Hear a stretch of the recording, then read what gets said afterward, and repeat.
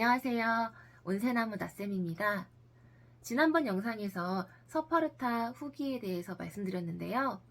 사실 저는 서퍼르타가 끝나고 그 다음 주부터 바로 쿠팡의 로켓크로스 강의를 들었습니다. 저는 천안에서 캡틴 나나님의 수업을 들었는데요. 오늘은 이 부분에 대해서 이야기를 해볼까 합니다. 먼저 로켓크로스는 쿠팡의 제트 배송 시스템입니다. 로켓 배송은 많이 들어보셨을 건데 제트 배송은 처음 들어보시는 분도 많을 것 같아요. 사실 저도 그랬거든요. 그럼 쿠팡의 그 판매 방식에 대해서 좀 이야기를 먼저 해볼게요. 우리가 사업자를 내고 쿠팡에 입점을 하고 그때부터 상품을 업로드하고 판매를 할 수가 있는데 그때 그 계정은 쿠팡 윙 계정입니다. 그리고 보시다시피 저는 이 쿠팡 윙 계정을 가지고 로켓크로스, 즉 제트 배송에 입점 신청을 했고요. 또 승인을 받아서 이렇게 로켓크로스 폴더가 생기게 되었습니다. 그리고 이 로켓크로스에 등록한 상품에는 이렇게 제트 배송 배지가 달리게 됩니다.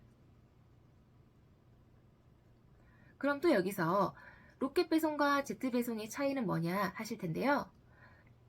로켓 배송은 쿠팡이 제 물건을 사가서 판매하는 방식이라면 제트 배송은 제가 제 물건을 쿠팡의 물류 창고에 넣어놓고 쿠팡의 물류 시스템을 이용하는 방식입니다.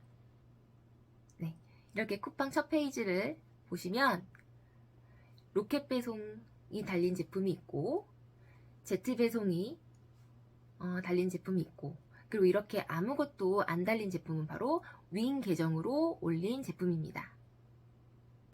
정리를 해볼게요. 윙 계정은 판매자가 자신의 제품을 업로드를 하고 배송도 판매자 본인이 직접, CS도 판매자 본인이 직접 하는 방식이라면 제트배송은 판매자 자신의 물건을 쿠팡 물류창고에 넣어놓고 쿠팡이 이런 물류를 책임지는 방식입니다. 로켓배송은 쿠팡이 판매자의 제품을 가지고 또 쿠팡 자체적으로 판매를 하는 방식입니다. 쿠팡윙, 로켓크로스, 로켓배송의 특징을 표로 한번 만들어 보았어요. 먼저 윙 방식은 모든 권한이 판매자에게 있어요. 그래서 모든 부분을 판매자 마음대로 할 수가 있습니다. 대신에 노출도 면에서는 가장 낮다는 단점이 있겠지요. 두 번째, 로켓크로스 제트배송은 쿠팡의 물류 시스템을 이용하신다고 보면 됩니다. 그래서 배송, 교환, 반품, 고객 문의는 쿠팡이 담당을 하지만 판매의 주도권까지 가져가는 건 아니기 때문에 가격 조정을 판매자가 언제든 할 수 있습니다. 그런데 여기서 단점은 만약 판매 가격이 어떤 최저가 기준을 넘는다고 판단되면 제트배송 배지가 사라지기도 한다는 것입니다. 또한 재고 관리도 판매자가 재고 현황을 보며 직접 관리를 할 수가 있어요. 재고 관리를 못해서 품절이 될 수도 있고 또 창고 보관 시기 안에 못 판 제품이 있다면 반송이 되는데 그 또한 판매자가 부담해야 됩니다. 그리고 마지막 로켓 배송은 쿠팡이 판매자의 상품을 매입해서 쿠팡의 창고에 입고시킨 후 판매의 모든 권한을 갖는 판매 방식입니다. 따라서 판매자가 가격을 마음대로 정할 수가 없어요. 아무래도 쿠팡은 계속 최저가로 판매하려고 할 테니 판매자의 수익률은 적어지지 않을까 생각됩니다. 하지만 모든 재고를 쿠팡이 떠안기 때문에 재고 부담이 없다는 장점이 있습니다. 그리고 물론 노출도 또한 가장 우위에 있고요. 제가 이 제트 배송 수업을 들은 이유는 해외 구매 대행을 하다가 서파르타 수업에서 사입을 경험해 보니 이 사입한 물건을 좀 시스템적으로 팔아보고 싶다라는 생각을 하게 됐어요. 그러던 와중에 캡틴 하나님의 그 로켓크로스 강의 모집 공고를 보게 되었고 신청을 했습니다. 또 해외 구매 대행 이외에 파이프라인을 늘려보고도 싶었고요. 그리고 4주간의 강의를 들었고 이 강의가 끝난 지도 벌써 한 달이 되었네요. 거두절미하고 다른 대표님들이 제트배송 추천하냐고 여쭤보신다면 저는 일반 사업자를 내실 수 있으면 해보시라고 추천하고 싶습니다. 로켓크로스는 간이 사업자는 안 되고 일반 사업자만 가능하거든요. 자, 그럼 구매 대행과 제트배송을 비교하면서 제트배송의 장점에 대해서 한번 말씀드려 볼게요. 일단 소싱입니다. 소싱하는 데 있어서 구매 대행과 제트배송은 생각을 완전 다르게 해야 합니다. 저도 처음엔 이 부분에 있어서 저의 생각을 많이 바꿨어야 했어요. 왜 구매 대행은 국내에서 찾기 힘든 제품 혹은 사람들이 해외에서 찾을 만한 제품 등을 찾아야 되잖아요. 그래서 키워드도 분석해봐야 되고 경쟁 강도도 봐야 되고. 그런데 쿠팡 물류창고에서 판매되어야 하는 제품은 완전 다른 거죠. 당장 필요한 제품, 생활용품 같은 거여야 그런 기본 아이템이어야 하는 거예요. 그래서 저 같은 경우에는 소싱하는 데 있어서 구매 대행보다는 부담이 덜했어요. 두 번째 제트배송의 장점은 구매 대행은 제가 물건을 가지고 있는 게 아니다 보니까 제품의 품절이나 배송 등에 있어서 변수가 많잖아요.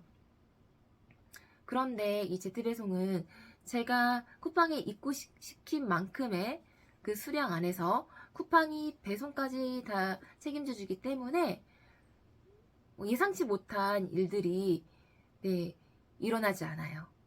그리고 그 다음 장점은 좀 전에 말씀드린 것과 일맥상통하는 부분일 수도 있는데 고객 CS가 없다는 것입니다.